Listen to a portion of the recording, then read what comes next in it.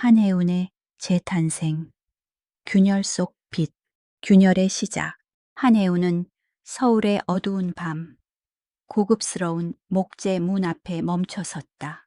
거리의 가로등 불빛이 차가운 타일 바닥 위로 그녀의 그림자를 드리웠다. 손잡이를 잡은 손이 가볍게 떨렸다. 이 집은 한때 그녀가 보금자리라 불렀던 곳, 젊은 날의 꿈과 믿음, 그리고 온 마음을 쏟아부었던 공간이었다. 하지만 지금 이곳은 낯선 집일 뿐이었다. 따뜻한 기억보다 아픈 상처가 더 많이 담긴 곳. 문이 열리자 그녀가 한때 깊이 사랑했던 남자 강지훈이 서 있었다. 세 년의 이별 끝에 오늘은 나 돌아왔어 라는 따뜻한 말을 그의 품에서 들을 날이라 믿었었다. 하지만 그의 차가운 눈빛, 계산적인 시선은 그녀의 모든 기대를 산산조각 냈다. 우리 이혼하자. 까지 지훈이 단호한 목소리로 말했다. 마치 비즈니스 계약을 논하는 듯한 태도였다. 해오는 순간 멈칫했다. 심장이 쿵쾅 뛰고 머리가 어지러웠다. 방금 뭐라고 했어? 이혼. 지훈이 다시 한번 단호하게 반복했다. 우린 더 이상 이 결혼을 유지할 필요가 없어. 지난 3년 동안 우리가 진짜 부부였던 적이 있었나? 그의 말 한마디 한마디가 그녀의 가슴을 칼로 베는 듯 했다.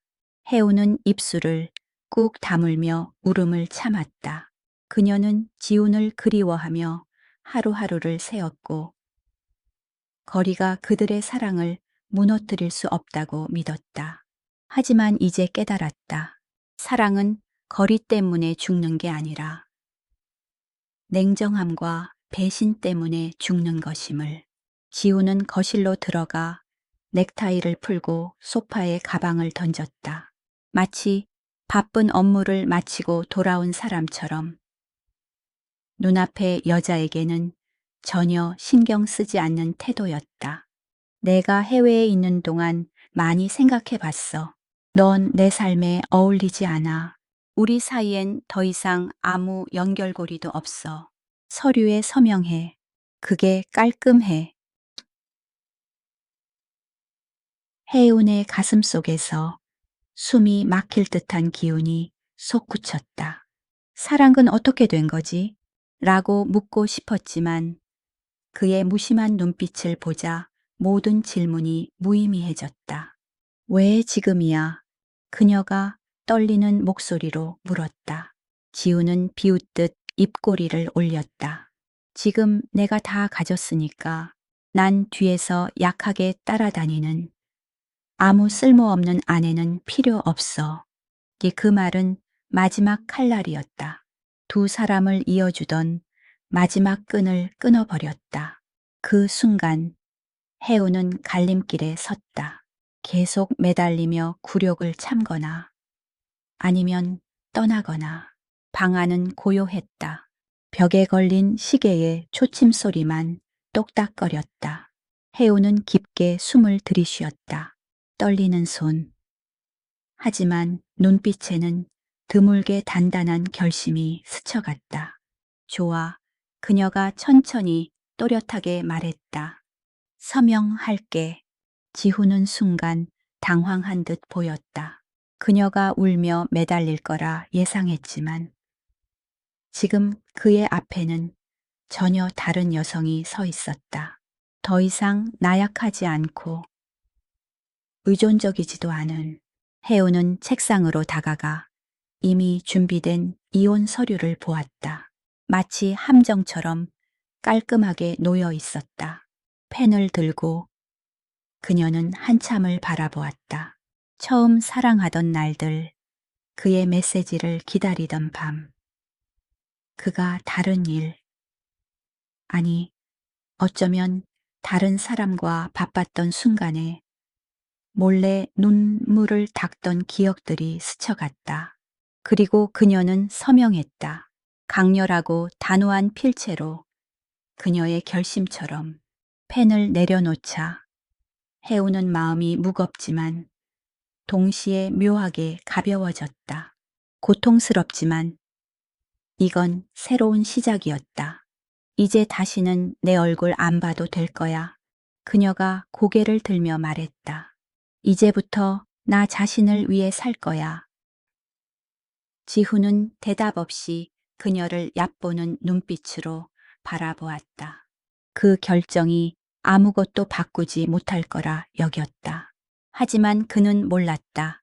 이 순간이 한혜은의 인생에서 전환점이 될 것임을. 새로운 시작. 그날 밤 혜은은 작은 방 창가에 홀로 앉았다. 밖에서는 서울의 불빛이 여전히 반짝였고 차들은 길게 이어졌다. 세상은 여전히 움직이고 있었다.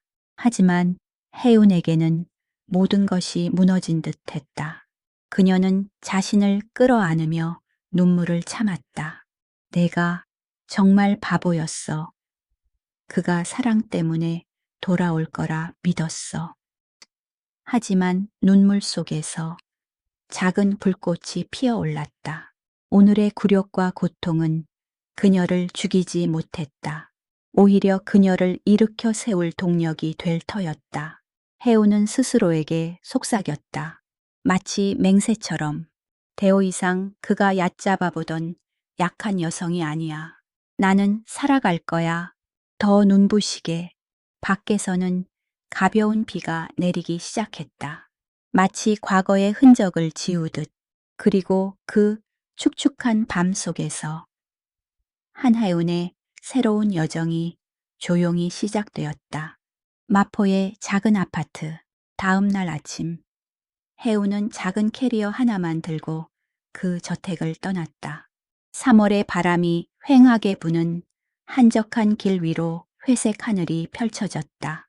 그녀의 발걸음은 과거의 먼지를 털어내는 듯했고 가슴은 여전히 아팠지만 마포 외곽의 낡은 주거지. 그녀는 작은 아파트를 빌렸다. 벗겨진 벽지, 좁고 어두운 복도. 하지만 적어도 이곳은 그녀의 것이었다. 새 출발, 비록 초라하지만 해오는 작은 나무 책상을 창가에 놓고 그 위에 하얀 국화 몇 송이를 올렸다. 소박한 방을 보며 그녀는 미소 지었다. 적어도 여기엔 그의 그림자가 없어. 사하이디, 법적 절차와 새로운 만남. 어느 날 오후 해우는 이혼 절차를 마무리하기 위해 변호사 사무실을 찾았다.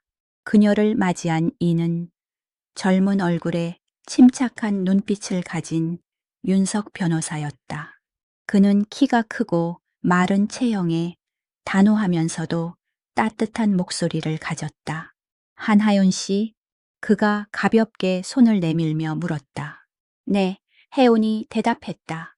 서류를 검토해 봤습니다. 법적으로 이혼 절차는 순조롭습니다만. 그는 잠시 멈추고 그녀의 눈을 똑바로 바라보았다. 정말 완전히 끝내고 싶으신 게 맞습니까? 그 질문에 혜운의 마음이 흔들렸다. 하지만 곧 그녀는 고개를 끄덕였다. 확실해요. 더 이상 얕잡히고 싶지 않아요. 윤석은 가볍게 고개를 끄덕였다. 그 순간 그는 그녀의 눈에서 고통뿐 아니라 조용한 결심을 보았다. 잊혀진 유산과 재발견된 꿈. 다음 날 해오는 공증사무소에서 뜻밖의 전화를 받았다. 돌아가신 부모님이 그녀에게 서울 외곽의 작은 땅과 소박한 저축을 남겨두셨다는 소식이었다. 집으로 돌아오는 길. 그녀는 천천히 걸으며 옛 기억을 떠올렸다. 부모님의 따뜻한 눈빛, 어린 시절의 격려가 생생히 되살아났다. 하윤아, 네가 원하는 대로 살아. 누구에게도 네 인생을 정의당하지 마. 그 말은 그녀의 가슴에 다시 불을 붙였다. 이 유산은 새로운 시작의 첫 조각이었다. 그날 밤 해우는 종이와 펜을 꺼냈다. 떨리는 손으로 선을 그었다. 곡선이 우아한 목걸이, 물방울 모양의 귀걸이, 균열의 문양이 새겨진 반지, 대학 시절 사랑했던 주얼리 디자인, 결혼 때문에 포기했던 꿈이 다시 살아났다.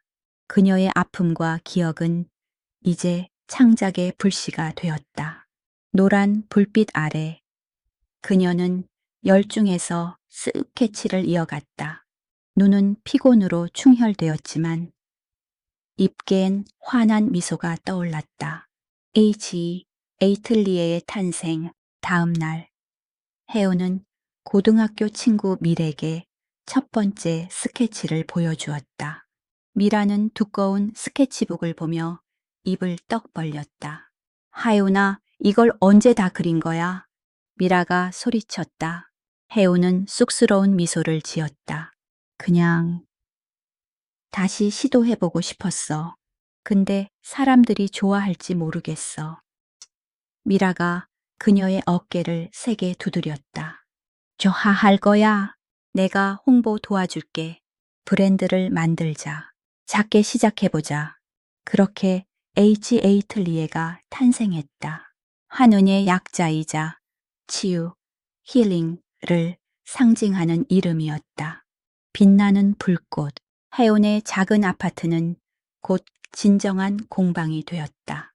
나무 책상 위엔 새로운 스케치들이 쌓였고 보석과 은사는 그녀의 손끝에서 생명을 얻었다.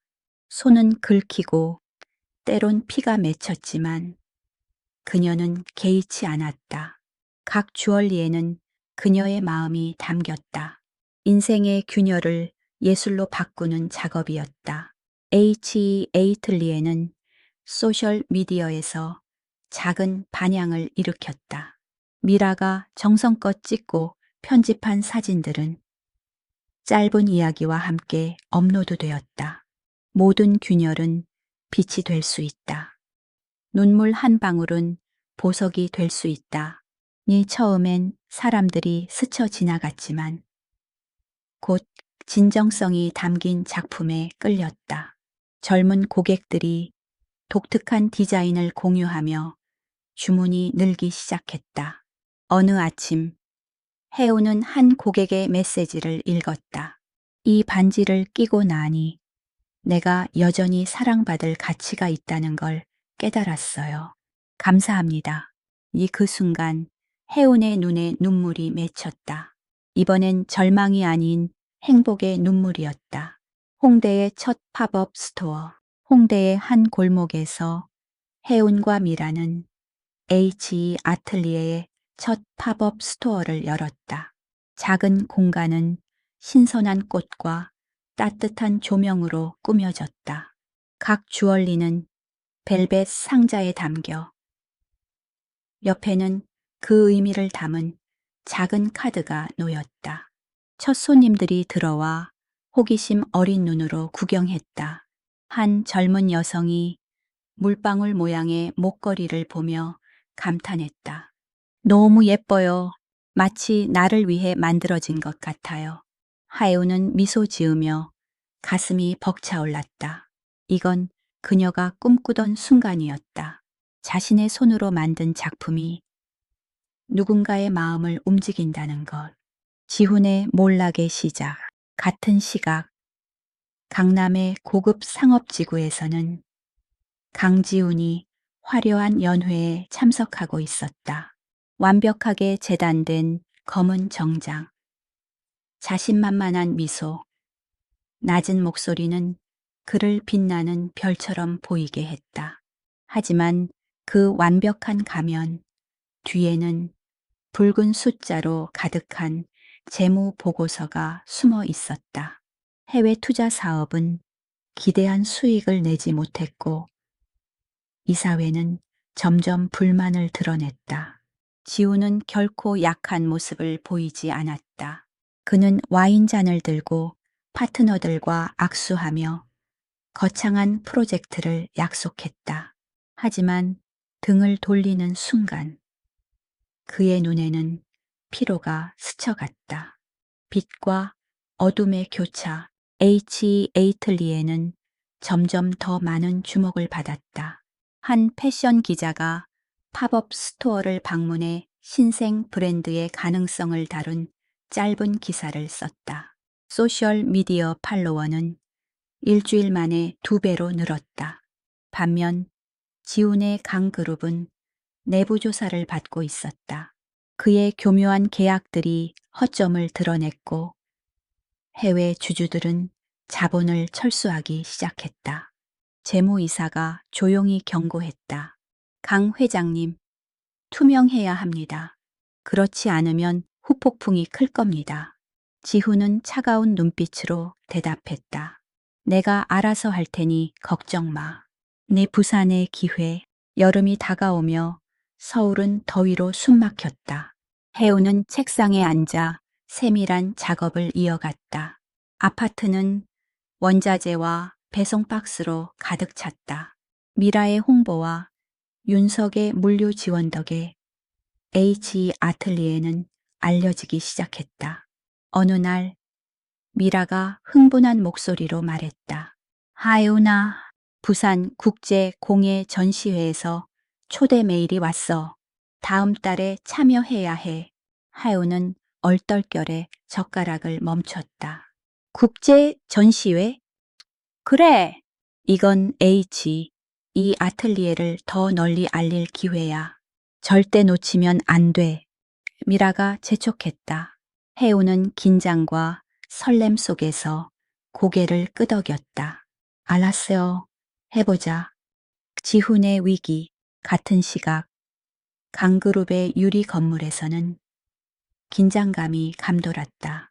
막대한 자금이 장부에서 사라졌다는 보고서가 나왔다. 몇몇 주주는 지훈이 유령 회사를 통해 돈을 빼돌렸다고 의심했다. 이사회에서 재무이사가 일어섰다. 강 회장님, 명확한 해명이 필요합니다. 이게 터지면 회사뿐 아니라 회장님의 명성도 무너질 겁니다. 지훈은 차갑게 미소 지었다. 내가 처리할 테니 걱정 마. 하지만 회의실을 나오자 그의 미소는 사라졌다. 처음으로 불안이 그의 가슴을 파고들었다. 부산의 빛, 부산 전시회 날, H 아틀리에의 부스는 작았지만 세련된 장식으로 눈길을 끌었다. 주얼리는 화려하지 않았지만 독특한 아름다움과 의미를 담고 있었다. 방문객들은 호기심에 멈춰 섰고 일부는 즉석에서 구매했다. 외국 기자가 해운에게 영감을 물었다. 그녀는 담담하지만 감정이 담긴 목소리로 답했다. 저는 균열도 아름다움이 될 수 있다고 믿어요. 누구나 상처를 안고 살아가지만 그걸 힘과 예술로 바꿀 수 있다고요. 그 단순한 대답은 소셜 미디어에서 퍼지며 해운을 치유의 디자이너로 불리게 했다. 지훈의 충격. 그날 밤 강남의 고급배서 지훈은 TV 화면에 떠오른 해운의 모습을 보았다. 자신감 넘치는 눈빛, 부드러운 미소. 그는 와인 잔을 쥔 손을 멈췄다. 어떻게 저 여자가 저런 무대에? 그 순간 그는 자신이 해운을 잘못 판단했음을 깨달았다. 그녀를 떠난 뒤 공허할 거라 여겼던 그녀가 이제는 자신보다 더 밝게 빛나고 있었다. 진실의 문서. 어느 날 밤 해운은 익명의 소포를 받았다. 두꺼운 서류 뭉치였다. 그녀의 손은 떨렸고 미라는 조용히 지켜보았다. 정말 다 볼 건지. 이걸 알면 돌이킬 수 없어. 하요는 단호히 고개를 끄덕였다. 알아야 해. 나 자신을 위해서만이 아니라 정의를 위해서. 차. 서류는 지훈이 유령 회사를 통해 수백억 원을 빼돌렸다는 증거였다. 그녀는 분노와 함께 결심을 굳혔다. 이건 복수가 아니야. 진실을 밝히는 거야. 법정의 대결. 해우는 윤석과 함께 법정에 섰다.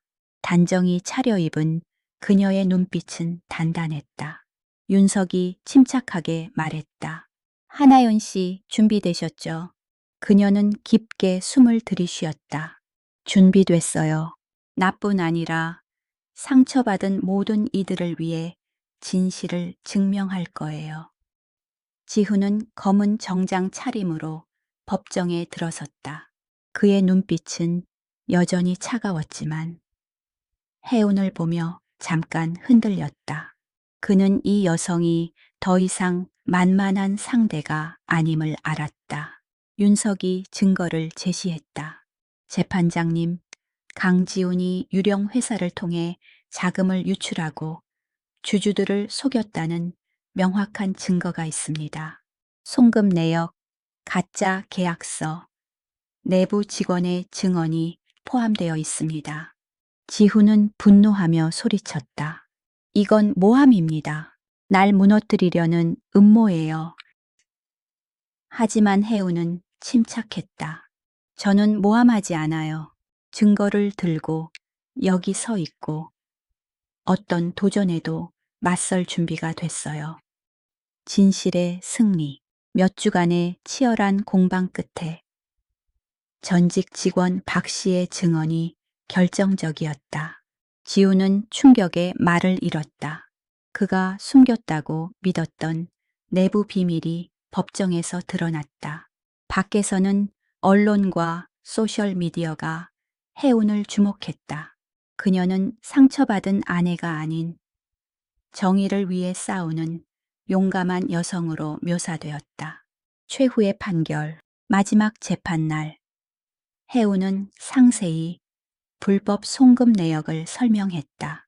이건 단순한 재무 문제가 아니에요. 신뢰와 명예에 대한 배신입니다. 이 재판장은 침묵 속에서 그녀의 말을 들었다.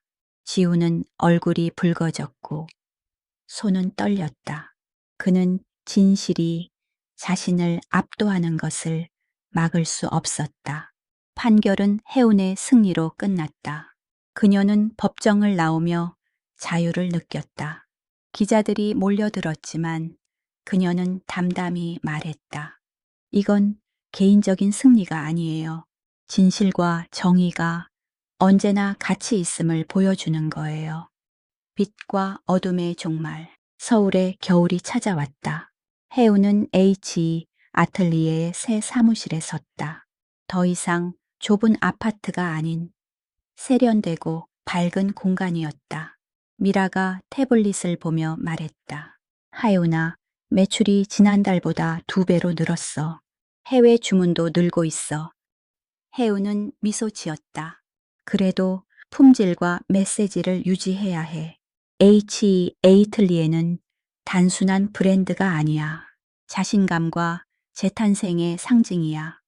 윤석이 들어오며 말했다. 한씨, 자산 분할과 보상 관련 재판 일정이 잡혔어요. 우리가 우세해요. 해우는 고개를 끄덕였다. 좋아요.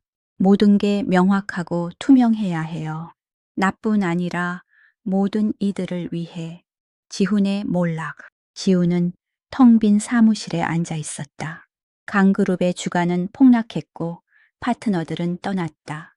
그는 와인 잔을 쥐고 도시를 내려다보았다. 내가 통제력을 잃었어. 이제 돌이킬 방법이 없어. 그는 해운이 서명했던 이혼 서류를 떠올렸다. 그녀는 굴욕을 버리고 떠났지만 이제 무너진 건 그 자신이었다. 빛나는 미래. 해운은 고급 패션 행사 무대에 섰다. 재탄생. 목걸이와 빛의 균열. 반지가 조명을 받아 반짝였다. 관객들은 감탄했고 투자자들은 협업을 제안했다. 미라가 무대 뒤에서 속삭였다. 하윤아, 이건 진짜 전환점이야. 우리가 전국 아니, 국제적으로 주목받고 있어. 하혜우는 겸손히 미소 지었다. 이건 나 혼자 한 게 아니야. 노력과 믿음, 그리고 날 도운 사람들 덕분이야. 최종장. 봄이 오며 서울은 벚꽃으로 물들었다. 해우는 HE 아틀리에의 플래그십 매장 앞에 섰다. 그녀의 보석은 전 세계 고객들에게 사랑받았다. 한 기자가 그녀의 여정을 물었다. 인생은 직선이 아니에요. 어려움과 실패는 우리를 쓰러뜨릴 수 있지만 다시 일어서면 그건 힘이 돼요. 누구나 자신의 빛을 찾을 수 있다고 믿어요. 지우는 외로운 아파트에서 그녀의 뉴스를 보았다. 그가 버렸던 여성이 이제는 누구도 막을 수 없는 빛이 되었다. 그는 오래된 사진을 쥐며 속삭였다. 다시 할 수 있다면. 하지만 대답은 침묵뿐이었다.